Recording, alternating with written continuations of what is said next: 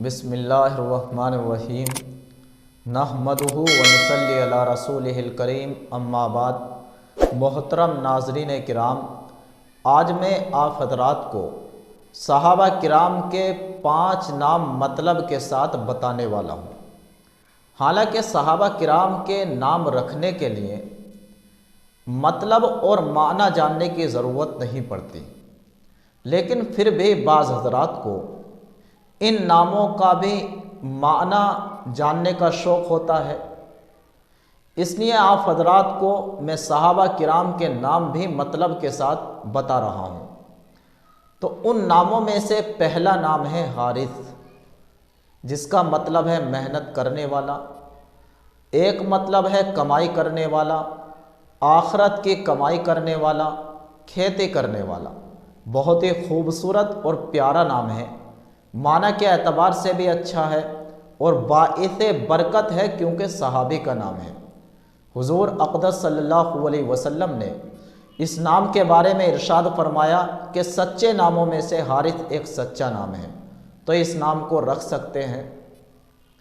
ان ناموں میں سے ایک نام ہے صفوان، جس کا مطلب ہے چکنا پتھر، چکنی چٹان۔ یہ بھی بہت خوبصورت نام ہے، معنی کے اعتبار سے بھی اچھا ہے اور باعث برکت ہے، کیونکہ صحابی کا نام ہے۔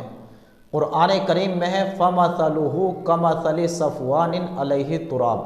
بہت ہی خوبصورت نام ہے، اس نام کو بھی رکھ سکتے ہیں۔ ان ناموں میں سے ایک نام ہے مبشر، جس کا مطلب ہے بشارت دینے والا، خوشخبری دینے والا۔ معنی کے اعتبار سے یہ بھی بہت پیارا نام ہے اور صحابی کا نام ہے، اس لیے باعث برکت ہے، اس نام کو بھی رکھ سکتے ہیں۔ ان ناموں میں سے ایک نام ہے حسن، جس کا مطلب ہے خوبصورت۔ بہت ہی پیارا اور بہت ہی مبارک نام ہے۔ حضور اقدس صلی اللہ علیہ وسلم کے نواسے کا نام ہے اور حضرت علی رضی اللہ تعالیٰ عنہ کے صاحبزادے کا نام ہے، اس نام کو بھی رکھ سکتے ہیں۔ ان ناموں میں سے ایک نام ہے خزیمہ، جس کا مطلب ہے مفید درخت، فائدہ دینے والا درخت۔ یہ نام بھی بہت خوبصورت نام ہے، معنی کے اعتبار سے بھی بہت اچھا ہے اور باعث برکت ہے، کیونکہ صحابی کا نام ہے، اس نام کو بھی رکھ سکتے ہیں۔ تو ناظرین، میں نے یہ صحابہ کرام کے نام بتلائے ہیں آپ حضرات کو۔ آپ ان ناموں میں سے اپنے بچوں کے نام رکھ سکتے ہیں۔